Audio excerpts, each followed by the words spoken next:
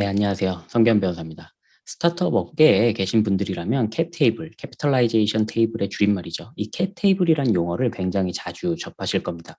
오늘 영상에서는 투자 유치를 희망하는 스타트업이라면 반드시 작성하셔야 하는 이 캡 테이블과 관련해서 캡 테이블이 무엇이며 어떻게 작성하는 것이 좋을지에 대해서 한번 다뤄보고자 합니다. 기본적으로 캡 테이블이란 외부 투자에 따른 자본금의 변화와 지분관계 변화를 표로 만든 것으로서 이 테이블을 통해 각 투자 단계별로 창업자들이 가지고 있는 지분의 가치의 변동 사항을 쉽게 예측하고 관리할 수 있게 만들어줍니다.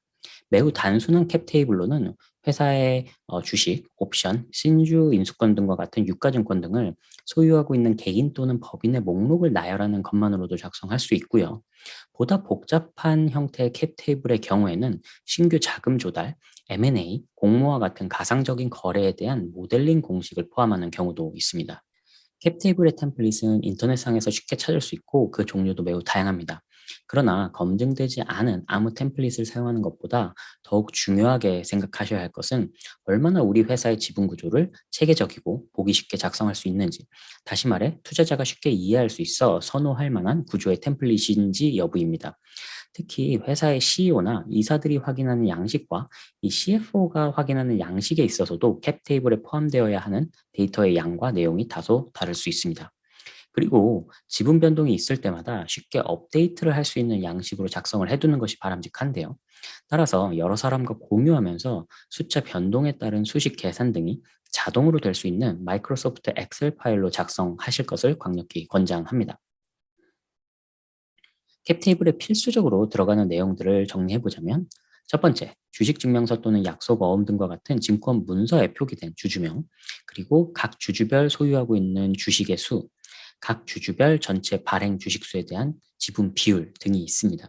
이 외에도 주식의 발행일이라든지 프리머니 밸류에이션, 포스트머니 밸류에이션 등의 내용이 포함될 수 있습니다. 첫 번째로는 각 시리즈별로 새로운 행을 만드는 것이 좋고요. 예컨대 정관에 따라서 신규 투자를 진행하기 위해서는 시리즈 A와 B의 주식의 과반수와 시리즈 C 주식의 과반수의 동의를 각각 얻어야 한다고 되어 있다고 가정을 해보겠습니다. 이 경우에 캡 테이블 상에서 각 시리즈별 주주들을 행으로 구분해 두었다면 동의를 구해야 할 대상을 바로 쉽게 파악할 수 있겠죠. 그런데 만약 시리즈별로 주식수를 별도의 행으로 구분하여 두지 않았을 경우에는 각 투자 라운드에 참여했던 주주들의 명단을 일일이 다시 확인해야 하는 번거로움이 발생할 수 있습니다. 두 번째로는 주식 자체의 정보가 아닌 주주의 정보에 대해서도 캡 테이블에 정리해 두는 것이 좋다는 부분입니다. 캡 테이블은 최대한 보기 편하고 한눈에 보기 쉽게 작성하는 것이 좋다고 말씀드린 바 있습니다.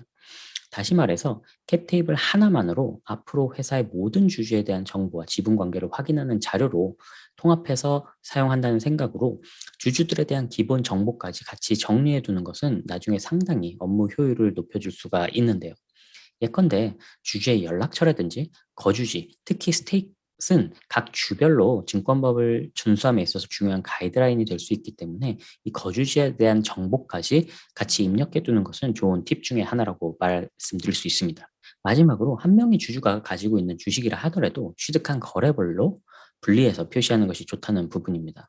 어떤 주주가 여러 금전적인 출처를 통해서 동시에 주식을 인수해서 소유하게 되는 경우가 있을 수 있죠. 이런 경우 결국 한 명의 동일한 주주이므로 그 주주가 가진 모든 주식들을 편의상 하나의 주식 증명서로 통합하여 작성하는 경우가 있는데, 이는 권장하지 않는 방식입니다. 모두 동일한 라운드, 동일한 거래 조건으로 발행된 주식이라면 나중에 큰 상관은 없겠지만, 각 라운드나 각 주식 거래마다 그 주식을 인수하는 조건이 다를 수 있기 때문에 이를 무시하고 그냥 최종적인 총 주식 수만 표시해 두는 것은 나중에 취득한 거래별로 주식들을 구분해야 할 필요가 있을 경우에 굉장히 번거로울 수 있으므로 피하는 것이 좋겠습니다.